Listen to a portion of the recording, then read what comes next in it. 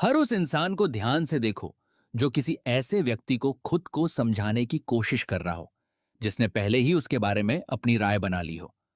वह थोड़ा आगे झुकता है, उसकी आवाज बदल जाती है, वही बात अलग अलग तरीकों से बार बार समझाता है। उसे लगता है कि शायद इस बार सही शब्द मिल जाए और सामने वाला आखिरकार उसे समझ ले। लेकिन ऐसा लगभग कभी नहीं होता। अंदर ही अंदर उसे भी पता होता है कि सामने वाला नहीं समझेगा, फिर भी वह कोशिश करता रहता है, क्योंकि गलत समझे जाने के बाद चुपचाप आगे बढ़ जाना उसे बहुत मुश्किल लगता है। तुमने भी अपनी जिंदगी में ऐसा कई बार किया होगा। तुमने अपने जीवन के अनगिनत पल उन लोगों को खुद को सही साबित करने में लगा दिए जो कभी तुम्हें सच में समझना ही नहीं चाहते थे। तुमने इसे अच्छा इंसान होना, अच्छी बातचीत करना या दूसरों का सम्मान करना समझा, लेकिन कार्ल युंग इसे कुछ और कहते। उनके अनुसार बार बार खुद को समझाने की कोशिश का असली कारण जुड़ाव नहीं होता। असल वजह यह होती है कि तुम अपने ही मन के साथ अकेले खड़े होने से डरते हो। तुम चाहते हो कि कोई तुम्हें पूरी तरह समझ ले, ताकि तुम्हें कभी अकेलापन महसूस न हो। लेकिन ऐसी कोई गारंटी इस दुनिया में मौजूद नहीं है। कार्ल युंग ने लगभग 50 साल तक इसी बात को समझने और समझाने में लगाए। उन्होंने यह भी दिखाया कि जो लोग सबसे ज्यादा दूसरों से समझे जाने की कोशिश करते हैं, वही अक्सर अपनी असली पहचान को सबसे ज्यादा दबा देते हैं। अब इस पूरी बात को थोड़ा गहराई से समझते हैं, क्योंकि एक बार अगर तुमने इस सच को देख लिया तो फिर इसे कभी भूल नहीं पाओगे और तुम्हारी अगली बातचीत पहले जैसी कभी नहीं रहेगी। शुरुआत बचपन में सिखाए गए एक झूठ से करते हैं। हमें बचपन से यह सिखाया जाता है कि अगर हम अच्छे इंसान होंगे, साफ तरीके से बात करेंगे, ईमानदार रहेंगे और सही व्यवहार करेंगे, तो लोग हमें सही तरह समझेंगे। अगर कोई हमें गलत समझे तो बस थोड़ा और अच्छे से समझाना है। हमें यही विश्वास दिलाया जाता है कि गलतफहमी मेहनत से दूर की जा सकती है। लेकिन यही विश्वास लोगों को सबसे ज्यादा नुकसान पहुंचाता है, क्योंकि इसकी जड़ ही गलत है। पहला सच सुनो। सच नंबर एक, जो इंसान तुम्हारे बारे में फैसला करता है वह वास्तव में तुम्हें नहीं देख रहा होता। साल 1935 में मनोवैज्ञानिक हेनरी मरे और उनकी सहयोगी क्रिस्टियाना मॉर्गन ने हार्वर्ड में एक दिलचस्प परीक्षण शुरू किया। उन्होंने लोगों को कुछ ऐसी तस्वीरें दिखाईं जिनका कोई साफ मतलब नहीं था, जैसे एक लड़का वायलिन को देख रहा है, कोई रस्सी पर चढ़ रहा है, या दो लोग साथ खड़े हैं लेकिन उनका रिश्ता साफ नहीं है। फिर उनसे कहा जाता कि इन तस्वीरों के पीछे की कहानी बताओ। तस्वीरें लगभग कुछ नहीं बताती थीं। बाकी पूरी कहानी लोगों को खुद बनानी पड़ती थी। कौन अच्छा है, कौन बुरा है, आगे क्या होगा, सब कुछ। पर जो बात सामने आई उसने इंसानी सोच के बारे में बहुत बड़ा सच बता दिया। लोग तस्वीरों का वर्णन नहीं कर रहे थे, वे दरअसल अपनी ही अंदर की दुनिया का वर्णन कर रहे थे। जो व्यक्ति हमेशा डर में रहता था, उसे हर तस्वीर में खतरा दिखाई देता था। जिसके अंदर महत्वाकांक्षा थी, उसे हर जगह संघर्ष और सफलता दिखाई देती थी। जिसने अपनी जिंदगी में धोखा झेला था, उसे दो अनजान लोगों की तस्वीर में भी धोखा नजर आता था। असल में तस्वीर सिर्फ एक खाली पर्दा थी। हर व्यक्ति उस पर अपने डर, अपने जख्म, अपनी इच्छाएं और अपने अधूरे अनुभव डाल रहा था। फिर वही सब उसे सच लगने लगता था। इसी प्रक्रिया को प्रोजेक्शन कहा जाता है, और यह कभी कभी नहीं होती। अधिकतर समय हमारा दिमाग इसी तरह काम करता है। कार्ल युंग ने इस बात को बहुत पहले समझ लिया था। उनका कहना था कि हमारे अंदर जो बातें छिपी होती हैं, हम उन्हें अनजाने में बाहर की दुनिया पर डाल देते हैं। और सबसे आसान निशाना होता है कोई ऐसा इंसान जिसे हम पूरी तरह नहीं जानते, यानी लगभग हर वह व्यक्ति जिससे हम जीवन में मिलते हैं। अब जरा सोचो, इसका मतलब क्या है? अगर तुम्हारा कोई सहकर्मी तुम्हें ठंडा या भावहीन समझता है, तो जरूरी नहीं कि तुम सच में वैसे हो सकता है वह अपनी ही पिछली जिंदगी के अनुभव तुम्हारे ऊपर देख रहा हो। शायद उसे कभी किसी ने नजरअंदाज किया हो, शायद किसी अपने ने उसे छोड़ दिया हो, या फिर वह अपने ही अंदर की किसी भावना से भाग रहा हो। तुम सिर्फ एक खाली पर्दा बन जाते हो, बाकी कहानी वह खुद लिख देता है। लेकिन तुम पूरी जिंदगी उन्हीं कहानियों से लड़ते रहते हो। तुम सोचते हो कि अगर मैं और अच्छे से समझाऊं और सबूत दूं तो लोग अपनी राय बदल देंगे, लेकिन वहां कोई निष्पक्ष फैसला करने वाला नहीं बैठा होता। सामने वाला बस अपने ही मन का आईना देख रहा होता है और उसे तुम्हारा चेहरा समझ लेता है। लेकिन एक बात समझो, जिस व्यक्ति के मन में यह धारणा बन चुकी है, उसे अंदर से बिल्कुल नहीं लगता कि वह कोई कल्पना कर रहा है। उसे पूरा यकीन होता है कि जो वह देख रहा है वही सच है। अगर कोई डर से भरा हुआ इंसान तुम्हारे सामान्य चेहरे में भी खतरा देख ले, तो उसे ऐसा नहीं लगेगा कि यह उसका डर है। उसे लगेगा कि खतरा सचमुच तुम्हारे अंदर ही मौजूद है। कार्ल युंग ने इस बात को बहुत साफ शब्दों में कहा था। उन्होंने कहा कि प्रोजेक्शन करने वाला व्यक्ति कभी महसूस नहीं करता कि वह अपने ही विचार बाहर देख रहा है। उसे लगता है कि वह सामने वाले की असली सच्चाई देख रहा है। यही वजह है कि जब तुम खुद को समझाने की कोशिश करते हो, अपने बारे में सबूत देते हो या बार बार अपनी सफाई पेश करते हो, तब भी ज्यादा फर्क नहीं पड़ता, क्योंकि तुम किसी तर्क से नहीं लड़ रहे होते। तुम सामने वाले की पूरी मानसिक व्यवस्था से लड़ रहे होते हो, और शुरुआत में उसका मन हमेशा जीत जाता है। इसीलिए जो लोग हर समय खुद को समझाने की कोशिश करते हैं, वे कभी सच में नहीं जीत पाते। तुम जितना अधिक अपने बारे में बताओगे, सामने वाले के पास तुम्हें गलत समझने के उतने ही ज्यादा मौके होंगे। तुम्हारी ईमानदारी हमेशा गलतफहमी कम नहीं करती। कई बार वही गलतफहमी का नया सामान बन जाती है। और अब सबसे कठिन बात, अगर दूसरे लोग तुम्हारे साथ ऐसा करते हैं, तो तुम भी उनके साथ यही करते हो। जिन लोगों के बारे में तुम्हें कभी पूरा यकीन हुआ कि मैं इन्हें अच्छी तरह जानता हूं, उनमें से बहुत सी बातें वास्तव में तुम्हारी अपनी सोच थीं। तुमने भी अपनी ही अंदर की भावनाएं दूसरे लोगों पर डाल दी और उसे सच मान लिया। यही इंसानी स्वभाव है। इस दुनिया में कोई भी इंसान पूरी तरह बिना किसी मानसिक पर्दे के दूसरे को नहीं देखता। ऐसा कभी हुआ ही नहीं। अब दूसरे सच की ओर चलते हैं। सच नंबर 2, दो इंसानों के मन के बीच की दूरी कभी पूरी तरह खत्म नहीं हो सकती। उसे सिर्फ कुछ समय के लिए नजरअंदाज किया जा सकता है। मनोचिकित्सक इरविन यालोम ने अपनी पूरी जिंदगी ऐसे लोगों के साथ बिताई जो जीवन के अंतिम दौर में थे। उन्होंने एक गहरी सच्चाई को समझा। उन्होंने इसे एग्जिस्टेंशियल आइसोलेशन, यानी अस्तित्वगत अकेलापन कहा। इसका मतलब यह नहीं कि तुम्हारे आसपास कोई नहीं है, बल्कि इसका मतलब है कि तुम्हारे मन की पूरी दुनिया तक कोई दूसरा इंसान कभी पूरी तरह पहुंच ही नहीं सकता। चाहे प्यार कितना भी गहरा हो, चाहे रिश्ता कितना भी मजबूत हो, चाहे दो लोग पूरी जिंदगी साथ रहें, फिर भी उनके बीच एक ऐसी दूरी रहती है जिसे कोई पूरी तरह पार नहीं कर सकता। जैसे तुम अपनी मौत अकेले झेलोगे, वैसे ही अपनी पूरी जिंदगी भी अपने ही अंदर अकेले जीते हो। तुम्हारे हर शब्द उस दूरी के पार भेजा गया एक संकेत है। तुम बस उम्मीद कर सकते हो कि सामने वाला उसका मतलब लगभग सही समझ ले, लेकिन तुम कभी पूरी तरह यकीन नहीं कर सकते। यही वह सच है जिससे हर वह व्यक्ति भागता है जो बार बार खुद को समझाता रहता है। वह गलत फहमी से नहीं भाग रहा होता, वह अपने अकेलेपन से भाग रहा होता है। हर बार जब तुम एक ही बात अलग तरीके से कहते हो, हर बार जब तुम सही शब्द खोजते हो, तब तुम दरअसल उस खाई पर पुल बनाने की कोशिश कर रहे होते हो जिसका दूसरा किनारा ही नहीं है। तुम चाहते हो कि कोई तुम्हें इतना पूरी तरह समझ ले कि तुम्हारा अकेलापन खत्म हो जाए, लेकिन ऐसा कभी नहीं होगा। इरविन यालोम ने यह भी देखा कि सबसे ज्यादा दुख उन लोगों ने झेला जिन्होंने इस सच्चाई को स्वीकार नहीं किया।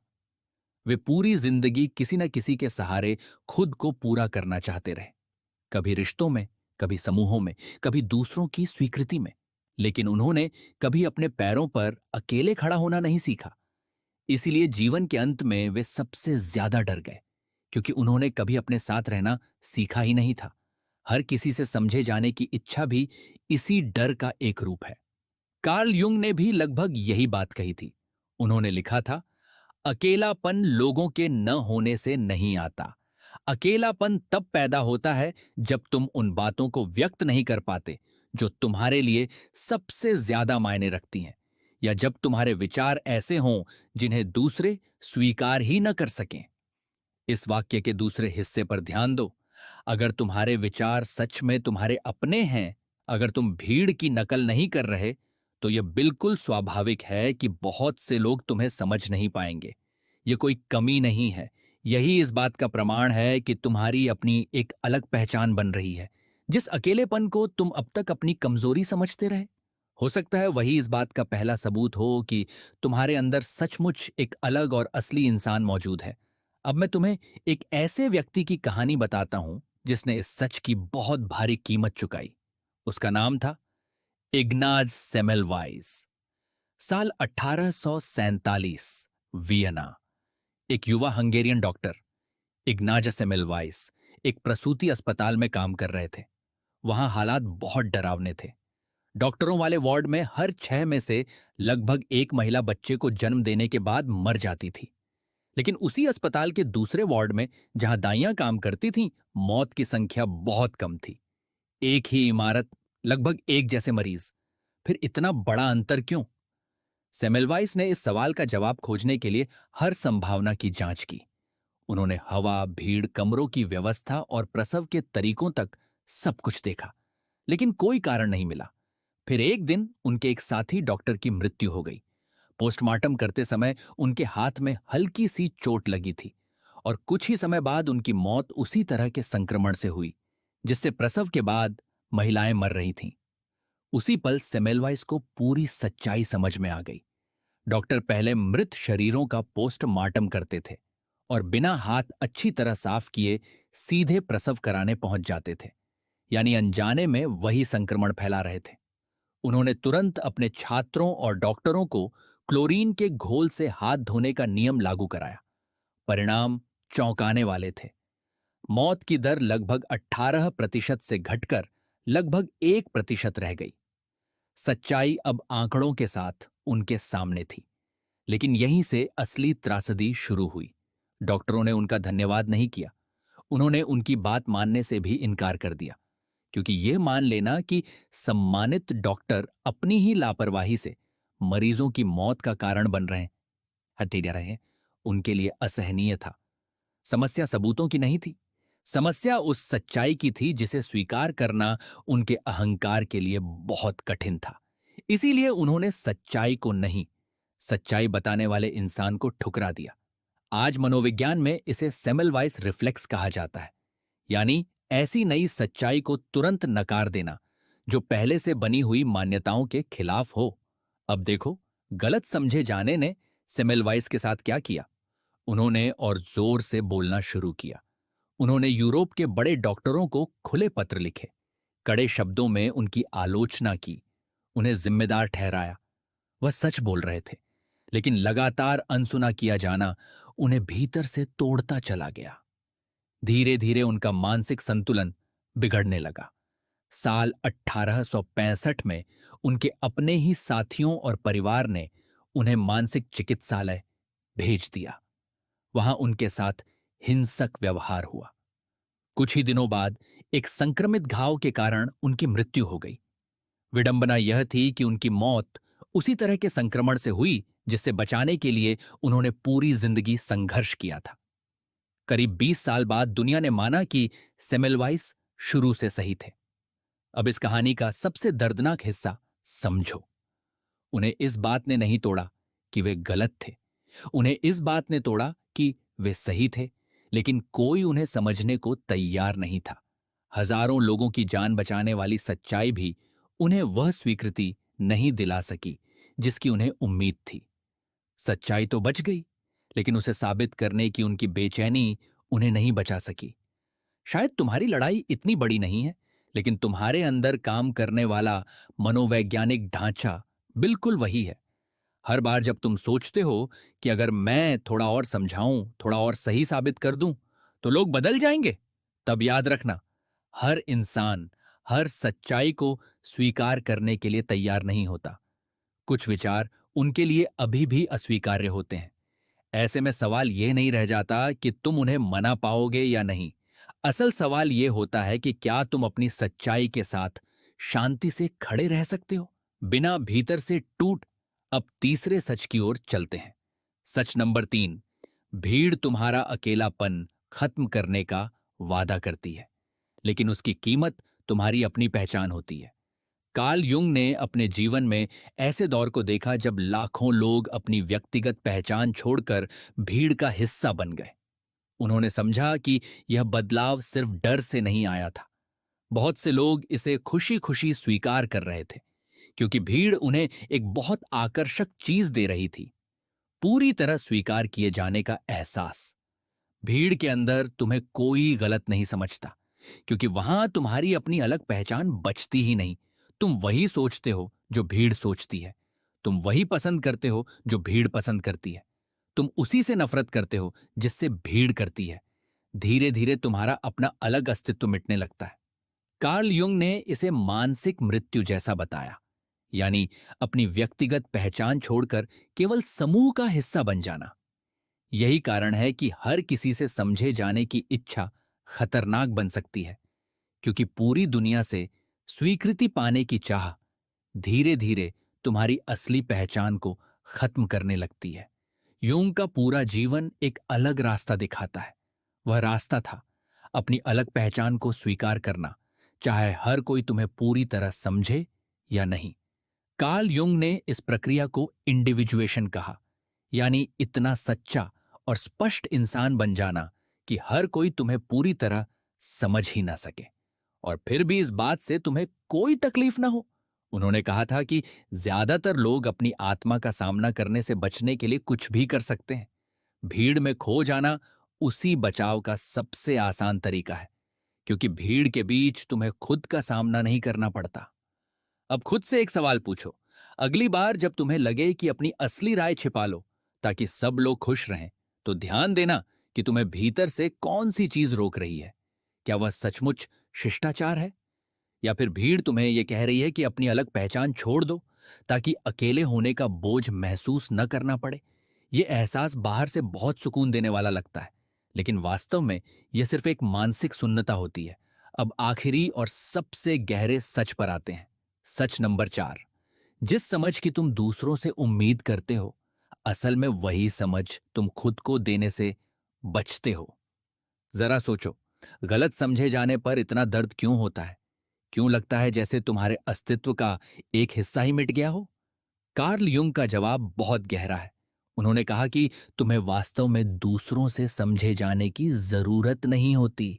तुम चाहते हो कि दूसरे लोग तुम्हारे उन हिस्सों को स्वीकार करें जिन्हें तुमने खुद कभी स्वीकार नहीं किया। युंग ने कहा कि हर इंसान के भीतर एक शैडो होती है। उसमें वे सारी बातें छिपी रहती हैं जिन्हें हम अपने बारे में स्वीकार नहीं करना चाहते, जैसे ईर्ष्या, क्रोध, महत्वाकांक्षा, स्वार्थ, कमजोरियां, या वे इच्छाएं जो हमारी बनाई हुई छवि से मेल नहीं खाती। इन भावनाओं को छिपा देने से वे खत्म नहीं होती, वे भीतर ही जीवित रहती हैं, और फिर एक दिन हम उन्हें दूसरे लोगों में देखने लगते हैं। जिस बात से हमें सबसे ज्यादा नफरत होती है, अक्सर वही बात हमारे अपने अंदर कहीं छिपी होती है। अब पूरी बात को जोड़कर देखो।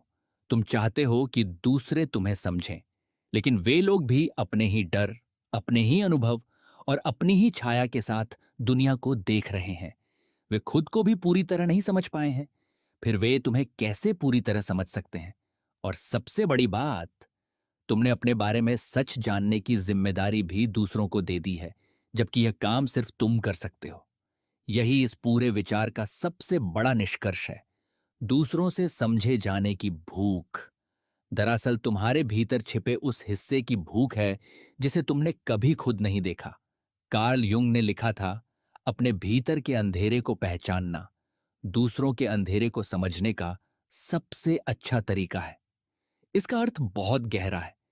जो इंसान अपनी कमजोरियों, अपने डर और अपनी छाया का सामना कर चुका होता है, उसे पूरी दुनिया से मान्यता लेने की जरूरत नहीं रहती, क्योंकि जो समझ वह दूसरों से मांग रहा था वह उसे अपने भीतर ही मिल चुकी होती है। इसीलिए कुछ लोग तुम्हें बहुत शांत और आत्मविश्वासी दिखाई देते हैं। तुम सोचते हो कि उन्हें किसी की परवाह नहीं, लेकिन सच यह नहीं है। असल बात यह है कि उन्होंने वह बातचीत अपने आप से पूरी कर ली है जो तुम अभी भी दुनिया से करने की कोशिश कर रहे हो। कार्ल युंग ने भी यही रास्ता चुना। उनके पास ऐसे विचार थे जिन्हें उस समय के लोग आसानी से स्वीकार नहीं कर सकते थे। उन्होंने लोगों को मनाने के लिए अपने विचारों को कमजोर नहीं किया। उन्होंने भीड़ में घुलने की कोशिश नहीं की। उन्होंने अकेले रहकर अपने काम को आगे बढ़ाया। उन्होंने बोलिंगन में अपने हाथों से एक पत्थर का टॉवर बनाया। वहां वे लंबे समय तक गहरे एकांत में रहे। उसी एकांत से उनके जीवन का सबसे महत्वपूर्ण काम जन्मा। उन्होंने अपनी सबसे बड़ी उपलब्धियां अकेलेपन के बावजूद नहीं हासिल की, बल्कि उसी अकेलेपन की वजह से हासिल की। यही सबसे बड़ा सबक है। जिस अकेलेपन से तुम भाग रहे हो, शायद वही तुम्हारी सबसे बड़ी ताकत बनने वाला है। अब इन चारों सच्चाइयों को एक साथ याद रखो। लोग तुम्हें अपने अनुभवों के आधार पर देखते हैं। दो इंसानों के बीच की पूरी दूरी कभी खत्म नहीं होती। भीड़ तुम्हें अपनाने का वादा करती है, लेकिन बदले में तुम्हारी पहचान ले लेती है। और जिस समझ की तुम दुनिया से उम्मीद करते हो, वह सबसे पहले तुम्हें खुद अपने अंदर पैदा करनी होगी। जब तुम यह स्वीकार कर लोगे, तो खुद को बार बार साबित करने की जरूरत खत्म होने लगेगी। तुम गलत समझे जाओगे, फिर भी टूटोगे नहीं, क्योंकि तुम्हारी सबसे महत्वपूर्ण स्वीकृति अब दूसरों के हाथ में नहीं होगी। आखिर में बस एक बात याद रखना, हर इंसान अपने ही मन की दुनिया में अकेला है।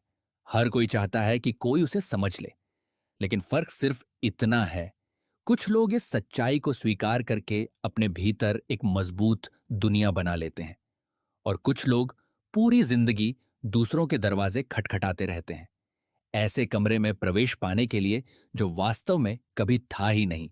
अब फैसला तुम्हें करना है, तुम किस तरह की जिंदगी जीना चाहते हो।